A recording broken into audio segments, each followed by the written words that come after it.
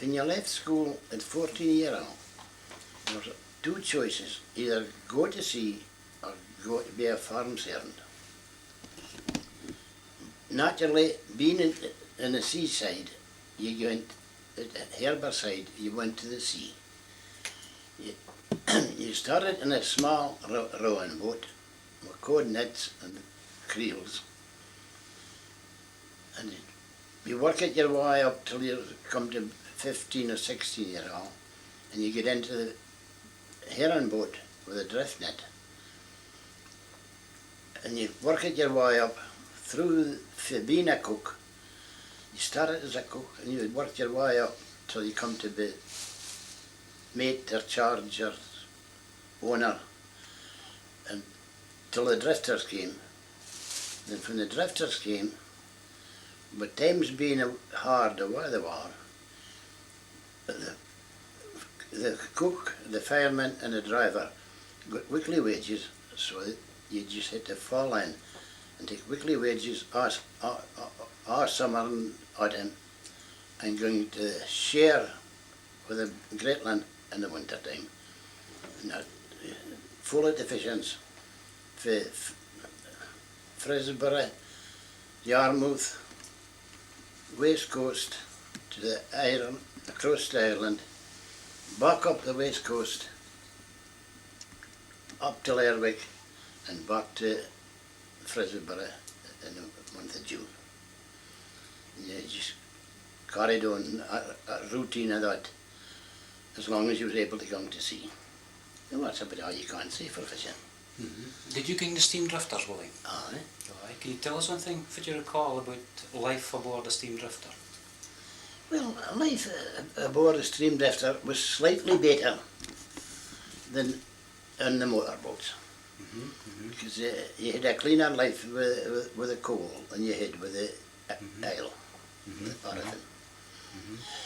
Now, you still started as a cook, you got on as a fireman, you got on as a driver, and you just carried on that way. And then, if you didn't get a job driving or firing, you get onto the deck and you work at your way up till you got your mate's ticket, your skipper's ticket, until you come to get a charge for your sail.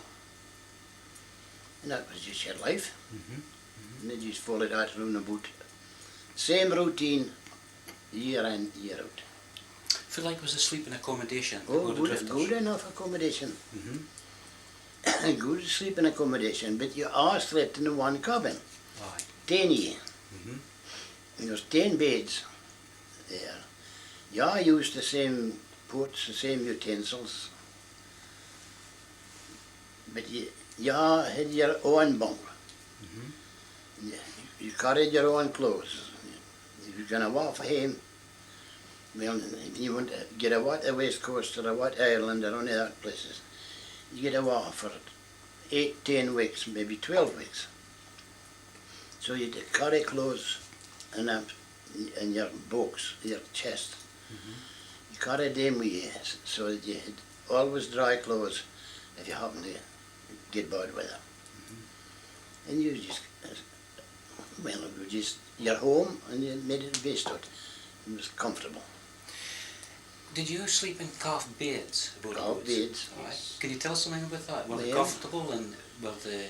Yeah, your bed, if you was lucky, could have been a donkey breakfast, a straw bed. But mostly they were, when you get, when the farmers were threshing their corn, you filled a bag of calf, a chaff off for the threshing mill, and that was your bed for sleeping on. Just a big sock full of calf. Was it comfortable? Oh, very comfortable. Very comfortable. Did it feel, I mean, did any fishermen ever get bugs or something off of them because they cough? Oh, no.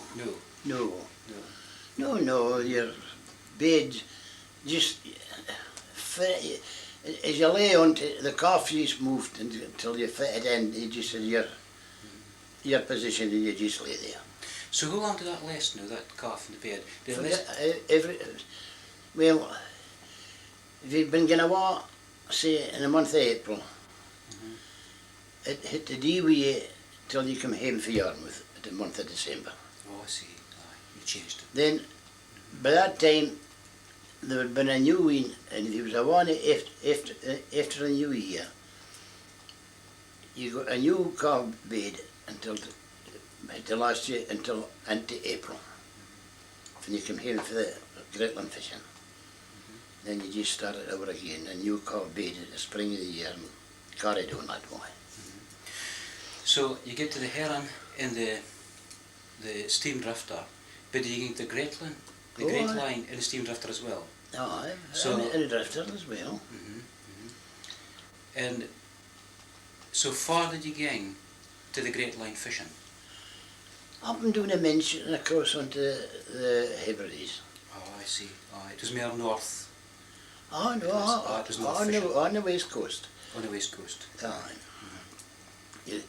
You'd have been fishing for Oban, Malig, just only the ports up and doing that way. But you fish the Minch, and then if the weather's suitable, you get across onto the Hebrides. And just fished off of Loch Boisdale, Loch Madier, some of that places far you could get, far you could get bait on a herring for bait. You catch your own bait most of the time, and you anchored nets in Loch Boisdale or some of the lochs. You got as much herring as do you. Short the lines and then just work it until land maybe in the middle of the week and land again on Saturday. And that was your programme for all winter. So when did you bark the nets? Your herring nets were barking net Oh, and you bark at him every time he changed, you see. In the spring of the year, you'd have a young herring. On the first of the year, maybe month of May, June, you hit the small herring. Well, you hit small mesh net. You work at them for about maybe 6 weeks, and you change the nets and put on a bigger mash for bigger herring.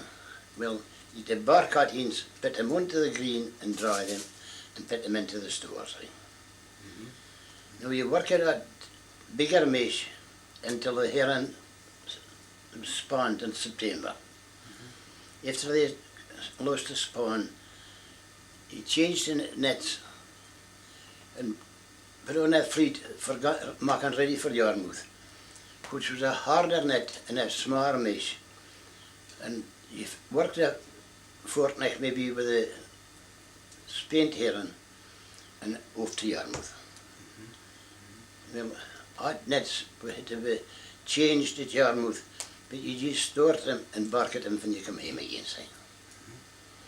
But they were all spread on the green after they were barked. Dried and stored and put in a wall. Was this how Dean the Broch? No, Dean did? Dean the Broch and Dean Alway. Aye. Dean Kieran Bell, Dean in St Combs, Dean in Rosehearty. So Every port had their own dry. Oh, so you But you bark at them in the boat. You barked them in the boat? And in the drifters. Aye. And you took them back to Rosehearty to dry them in? Aye. Oh, I see. Aye. You even bark at them in Rosehearty Harbour. Oh, I see. If you were in a motorboat and enter Rosehearty Harbour, you bark at them here and dry them across the links. Aye. So, which steam drifters do you mind by the names that you went on? Oh, me. Well, I was in the Easter Rose, I was in the Pennon.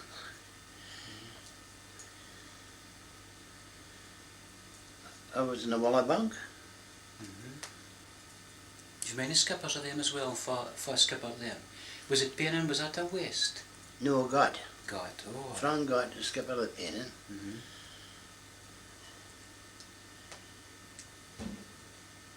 Downie Ritchie was skipper of the Wallabank. What was the name of the dream?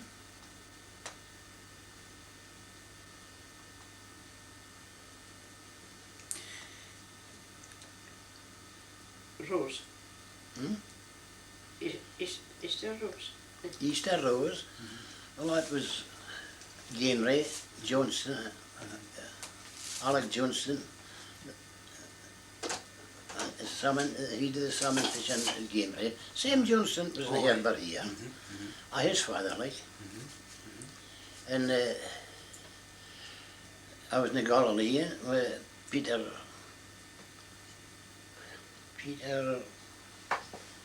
Crawford, skipper ahead. Oh, Baker. Superstition during that time. Was enough a superstition with fisher folk. Was a The other folk, aye. you couldn't speak about salmon with it. No, you couldn't mention a rabbit, and you dodged the minister. You were going to see, you didn't like to meet the minister.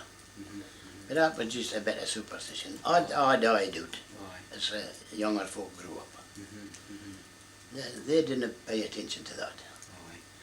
But the old folk, and from you was time of the sailboats. If you come down the road and you whistling, they wouldn't have been in pleased. So they thought with you whistling, you were whistling for a win. And then make a stormy weather. That was just a bit of superstition. I died out as you grew up.